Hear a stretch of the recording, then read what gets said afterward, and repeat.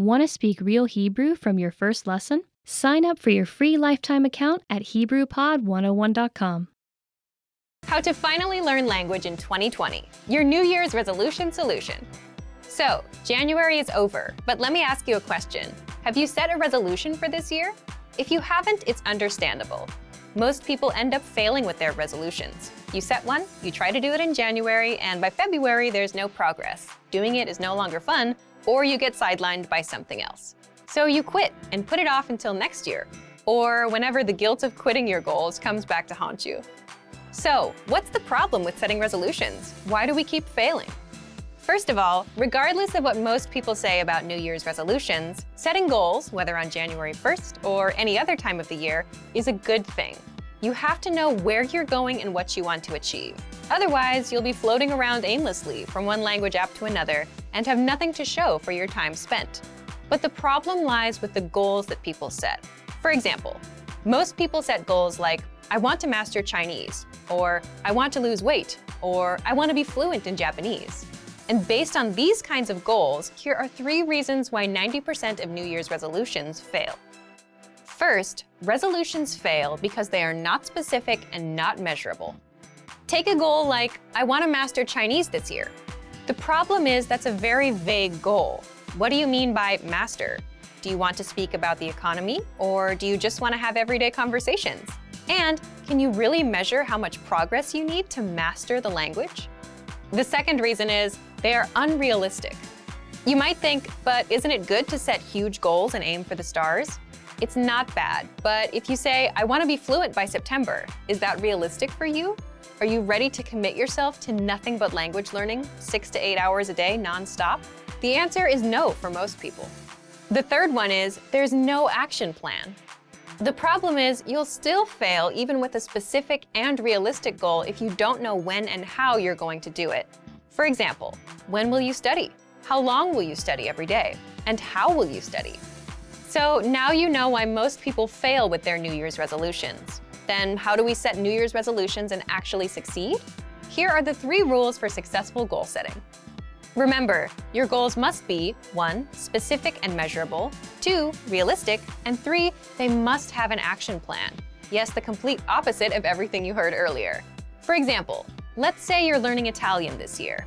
Instead of saying, my goal is to learn Italian this year, set a specific, measurable, realistic goal for the month, like speak 3 minutes of conversation by February 28th. And you can also set a yearly goal, like 30 minutes of conversation, and work towards that. The whole point is 3 minutes is measurable. You set a timer, time yourself, and know when you reach it. It's realistic. Instead of saying, I want to learn the whole language, you're just aiming for 3 minutes for the month and maybe 30 minutes for the year. So ask yourself, do I have time to learn enough of the language to speak for 3 minutes? That will vary from learner to learner. But 3 minutes sounds much more realistic than I want to master a language. Finally, you still need an action plan for your goal. And for that, you need to answer these questions. When will you study? How long will you study every day? Where do you plan to study? How will you study? What is your study schedule? This is the most important part because this tells you when and how to study.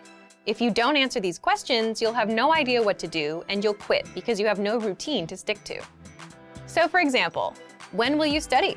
I'll study at 9 p.m. on weekdays. How long will you study every day? I'll study for 20 minutes. Where do you plan to study? I'll study at home, in the living room, on my computer. How will you study? I'll listen to 1 audio lesson a day for 5 days. What is your study schedule? From Monday to Friday with audio lessons. I'll listen to the lesson, then go through the lesson notes for 20 minutes each day. Here are a few more things you can do to improve your chances of success. Reward yourself after hitting a goal. Studies have shown that giving yourself a reward after reaching a goal is crucial to creating lasting habits and continuing to conquer more goals. Write down your small, measurable goal and put it somewhere you'll see it often. Now that you know why New Year's resolutions fail and you know what to do differently, it's time to set your goal. Our suggested goal for you for February 2020 is speak 1 minute of conversation in your target language. The deadline is February 28th. Remember to set your action plan as well. Just answer these 5 questions. Leave us a comment letting us know your answers, and then you're ready to go. Okay, Today's topic is how remembering your mistakes can help you learn faster. First, take a moment and think of a time when you made a mistake. Maybe you were at work, maybe you were at school, maybe you were shopping or in another public place. We can all probably clearly remember many mistakes we've made. We also remember the reactions of the people around us. Some people are understanding, some people aren't so understanding. But why do we remember these situations so clearly? Psychologically speaking, negative things tend to impact us more than positive things. For example, if we're asked to choose between gaining friends or gaining money and losing friends or losing money, we'll choose not to lose friends or lose money, not to gain. This is called loss aversion.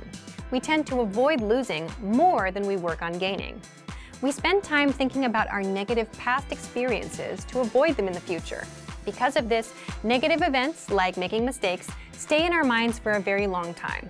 And this happens in language learning. If you make a language mistake while chatting with a native speaker, it'll probably be hard to forget. Yes, it's true that when we're learning another language, we don't always know when we've made a mistake. But when we realize we've used the wrong word, used grammar incorrectly, spelled something wrong or similar, we tend to remember the situation vividly. In some languages, just a tiny change in pronunciation, tone, or writing could make a big difference, so mistakes are a big source of worry for many learners. But the fact that mistakes are very hard for us to forget can be a powerful tool when learning a language. We want to avoid the feeling of embarrassment that comes after a mistake, so we work hard to correct ourselves. Past mistakes can motivate us to try harder. We can use our mistakes as a tool in our language learning. But we can't make these emotionally powerful mistakes by reading a textbook or even by taking a lesson with a teacher. The only way you can make these mistakes is by speaking in real conversations and messing up.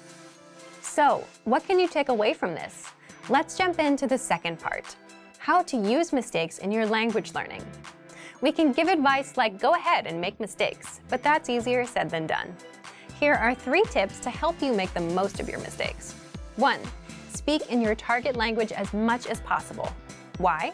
Because part of the learning process is making mistakes. Accept that mistakes are going to happen. If you're not making any mistakes ever, then you're probably not challenging yourself. 2. Look for opportunities to speak.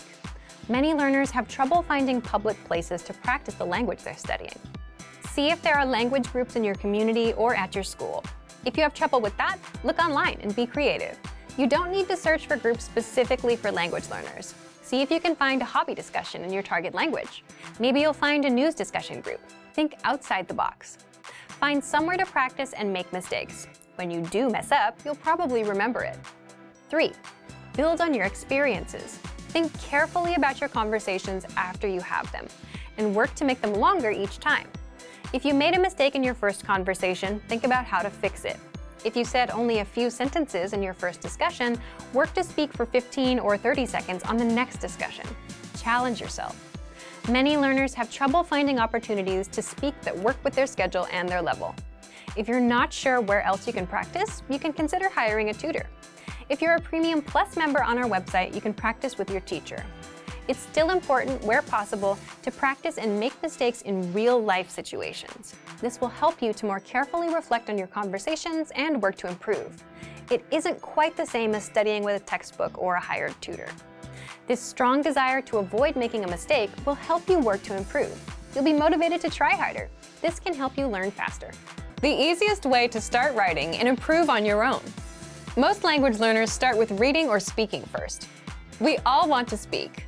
Typically, most learners start their studies by reading textbooks or articles online. But writing? Not so many practice writing right away, unless the language has a unique writing system. There are a few reasons you should consider writing when you're learning a language. Let's jump into part 1. 1. Why is writing an easy way to learn a language? So, why is writing easy? First, you don't need anyone to start improving right now. When it comes to language learning, we all want feedback and corrections. And for that, we either need a teacher or a learning program that can quiz us. But if you want to improve on your own without waiting on anyone else, or if you don't have access to a teacher, you can start with writing. You'll find out how in just a minute. Second, you don't need to worry about what to write. How does this work? The easiest way to start writing is to copy text from somewhere else. That way, you don't have to worry about what to write or how to spell things. Just get a piece of paper and a pen and copy things from a resource you're using. You can even try doing this with your favorite quotes or ideas. Copy them word by word. Third, it can help you build a strong routine. Imagine you copy 2 sentences per day. It's simple, and it just takes a minute or 2. That means you can stick to it on a daily basis. And if you can learn to stick with that, you can stick to other learning routines in the future. And fourth, you'll end up improving all areas of the language. How? Well, if you're copying out a few sentences a day, you'll end up indirectly learning a lot of words, grammar rules, and lines you can actually use, simply because you're exposed to them. And if you read what you write, you'll improve your reading and comprehension skills too. So, how can you actually start writing and practice? Let's move on to part 2. Part 2, how to practice writing with our lessons on your own time. Number 1, if you're taking our lessons, write out the phrases, sentences, and conversations by hand. This means writing every phrase and sentence that you learn in the lessons by hand in a notebook. You can also write out the conversations in the dialogue study tool, example sentences from the lesson notes, words and phrases from our vocabulary lists, and words and sentences from the Daily Dose app and the Word of the Day. Number 2, write short sentences to your Premium Plus teacher. If you're a Premium Plus member, write a message and send it to your Premium Plus teacher for review. In fact, as a first step, all new Premium Plus users have to write a self-introduction and send it to their teachers. Your teacher will review your work, send feedback, corrections, and help you improve your writing skills fast. You can even write something out by hand, take a picture of it, and send it to your teacher. Number 3, leave a comment on the lessons. After you're done with a lesson, be sure to use what you've learned, whether a new word or a grammar point. Leave a comment in the comment section, and our teachers will review it and give you feedback. Number 4, dictation. This may be best for advanced learners. Dictation is a study method where you write down what you hear as a way to test your writing and listening skills. You can do this with any one of our audio or video lessons. Number 5, create sentences using newly learned words. You can learn new words with our lessons, the word of the day, the vocab lists, and the core 2000 word list, which gives you the 2000 most frequently used words. And, as mentioned before, you can also leave comments for our teachers to review. Number 6, take the writing quizzes. With every lesson, you'll get review quizzes to help you master what you've learned. Just scroll down to the vocabulary section or click on vocabulary. Then click on Take a Quiz, and that's it. Now you know how to improve your target language on your own. Just copy things out. If you're having a hard time sticking with language learning, you'll find out how to fix it now. Let's jump into the first part. 1, how to map your routine and set your schedule. First, here's a quick question for you. Which of these would you rather have? A, the world's most comprehensive language learning resources, but a weak study routine. Or B, a strong study routine and average resources. Leave your answer in the comments. But there is a correct answer here. You want a strong study routine. Why? You can have the best app or textbook in the world, but if you don't use it because you don't have a learning routine or a habit, you won't learn anything. If you have a strong routine and work ethic and just a dictionary and internet access, you'll learn more than someone with the best program and no routine. The point is, we are creatures of routines and habits, and our habits can be used for good or bad. They make us or break us. For example, if you have a bad habit, like going to bed at 4 a.m., you'll always feel tired when you wake up for work or school in the morning. If you have a good habit, like exercising regularly, you'll have energy and good health. Once we have a routine, we tend to stick to it. If it's a bad routine, it can do a lot of damage. But if it's a good routine, it can help us enjoy incredible results. We can also use routines to our advantage by applying them to work toward our goals, like language learning. How do you create a strong language learning routine? Here's one way to do it. First, write down your current daily schedule. For example, 7 a.m. I wake up. 8 a.m. I leave the house. 8:20 to 8:50 I'm on the train. 9:10 a.m. I arrive at work. 1 p.m. I go to lunch, and so on. Write out your daily schedule for the whole week. Make it detailed. If you write out your schedule, you can see your existing daily routine. You can see where you can fit language learning into your existing routine, the routine that you're used to, instead of trying to create a new routine. Why does this matter? For example, some people will look at their schedule and see that they wake up at 8 a.m. They think that if they wake up at 7 a.m., they can have an extra hour for language learning. But for many of us, that approach usually doesn't work because it's not something we're used to. You're trying to wake up early so you can learn a language. You're trying to implement two brand new routines that you're not used to. For many people, this results in failure. Even if you do wake up at 7 a.m., will you get out of bed immediately and jump straight to learning every day? Or will you lose motivation after a few days because you missed that hour of sleep? So map out your weekly schedule. Once you understand where your time goes, find an existing part of your routine that you can fit language learning into. For example, if you take the train in the morning, you can use that existing routine and learn some language during that time.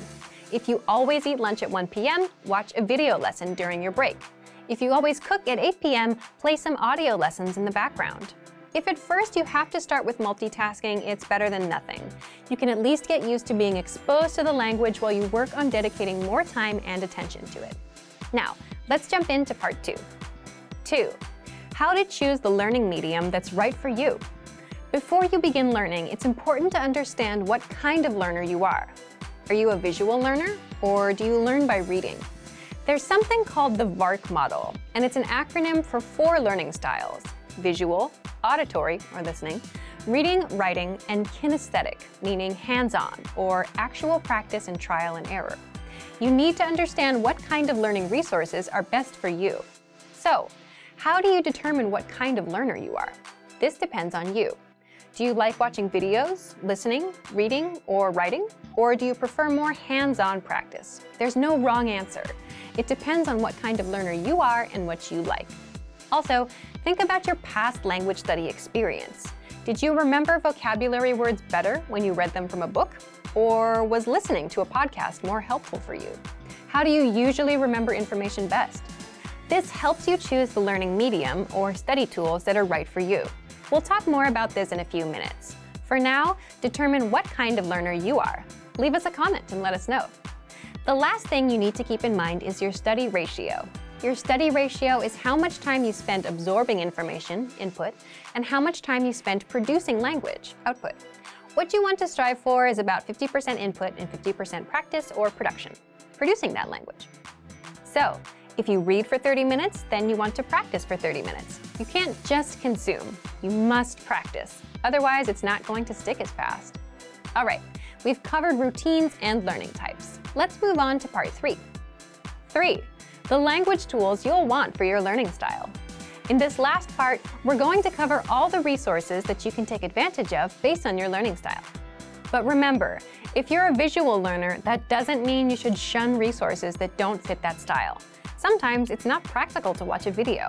For example, if you're driving, audio is a much better choice. So let's jump in. If you're a visual learner, take advantage of our video lessons in the lesson library. We have them across all levels, from absolute beginner to advanced. These will be your main source of learning. Use the vocab slideshows. You'll find these on every lesson page and vocab list. The slideshows make it super easy to learn and review words. Just press play and watch. You can put it on a loop and watch for as long as you want. Next, if you're an auditory learner, then take advantage of our audio lessons. You can also use dialogue audio tracks. These give you just the conversation from that lesson, and you can use these tracks to immerse yourself in conversations. Next, if you prefer reading and writing, we include lesson notes and transcripts for every audio and video lesson. So, if you're taking a lesson, read along. The lesson notes include extra grammar explanations, vocab lists, and cultural insights that are not available in the lesson. You can also check out our extensive reading books in the lesson library. These are simple one-line per page books that will build you into a confident reader. If you prefer writing, you can copy out the lesson dialogue into your notebook. You can leave comments on our lessons with sample sentences. You can keep a daily journal in your target language. Plus, you can send messages to your Premium Plus teacher and practice writing. They'll correct your mistakes, tell you how to express yourself in a natural way, and help you improve fast. And finally, if you're a kinesthetic learner and prefer hands-on experience and trial and error, definitely use our Premium Plus teachers and practice with them. You can do that via the My Teacher Messenger on the site or in the app. Use our spaced repetition flashcards. These cards quiz you on words and phrases and help you master them fast. They sort the words for you and quiz you accordingly. So, if you don't know a word, you'll keep seeing it over and over until you get it right. And if you do know it, you'll see it again in a few days. It'll pop up every now and then just to refresh your memory. Also, take advantage of our lesson quizzes. You'll find these in every audio lesson, and these test you on the words and phrases you learned in the lessons. You can also practice speaking with our voice recorder. You'll find this inside the dialogue tool. You can record yourself and compare with native speakers. You can keep practicing until you can say the lesson dialogue at a native level. There are tools for every learning style. So, today you learned 1. How to map your routine and set your schedule. 2. How to choose the learning medium that's right for you. And 3. The language tools you'll want for your learning style. How to improve your language and speak more through preparation. Okay, let's get into part 1. Why you should prepare for conversations ahead of time. If you're a beginner, you can probably relate to this. When it comes to speaking, you tend to run out of things to say. And that's because you don't know enough of the language to express yourself. And that's where preparation comes in. You may think that the conversations we have in our daily lives are spontaneous, that you can't prepare for them. You're right to an extent. But imagine meeting someone for the first time. Both of you will go through some common questions and phrases, like, what's your name? My name is, where are you from? And how long have you been studying the language? As a language learner, you'll have these kinds of conversations with almost every native you meet, guaranteed. They'll always ask you about how long and how you've been learning. And even with your friends, some conversations start the same way. For example, you say things like, hey, how are you? How are things? How was your weekend? My weekend was good, and you? Let's say you went to a restaurant this weekend, and now you want to talk about it. Well, that allows you to prepare and learn some phrases like, I went to a restaurant. The restaurant had delicious food. The point is, some questions and phrases come up often in conversations, so it makes total sense to master them ahead of time. And you can always plan ahead and prepare for things you want to talk about. When it comes time to speak, you know what to say, how to respond, and you don't run out of talking points as quickly. So, how do you prepare? Let's jump into part 2. The first thing you can do to prepare is check out our 25 questions you need to know lesson series. This series is specifically designed to help you with the first-time conversations you'll have with native speakers. You'll learn the 25 most common questions and answers used in conversations. Just listen to the lessons, repeat out loud, then put what you learned to use. These will serve as talking points so you can keep your conversations going. Number 2, print out the curriculum for this lesson series so you can review all of the lessons at once. The curriculum gives you the lines and vocabulary used in all lessons up front, so you can use this to review key questions and responses. This will allow you to control conversations and ask questions instead of just having the native speaker ask you all the questions. In other words, you'll sound like a fluid, confident, and experienced speaker. Number 3, check out our printable conversation cheat sheets. This is another free resource that gives you lines and words for all kinds of topics. For example, talking about hobbies, your family, and much more. Number 4, ask yourself, what do you want to talk about? Come up with some topics, and for each topic, write out potential questions and phrases that would come up in a conversation. For example, if you want to talk about restaurants, you can have lines like, my favorite restaurant is, my favorite food is, what's your favorite restaurant? And then run these lines through a translation app. It won't be perfect, but it'll give you lines to use that you can correct later. Number 5, look for lessons that are related to your topics with our lesson library. On our site, we have hundreds of lessons that teach you conversations. So if you're looking for lessons related to restaurants and food, you'll get all kinds of conversations that you can use for yourself. And number 6, if you're a Premium Plus user, get in touch with your teacher via My Teacher and try a conversation with them. They'll help you every step of the way, correct your writing, and give you the lines to use in a conversation. That way, you can prepare ahead of time, and when it comes time to speak, you'll know what to say. Want to speed up your language learning? Take your very first lesson with us. You'll start speaking in minutes and master real conversations. Sign up for your free lifetime account. Just click the link in the description.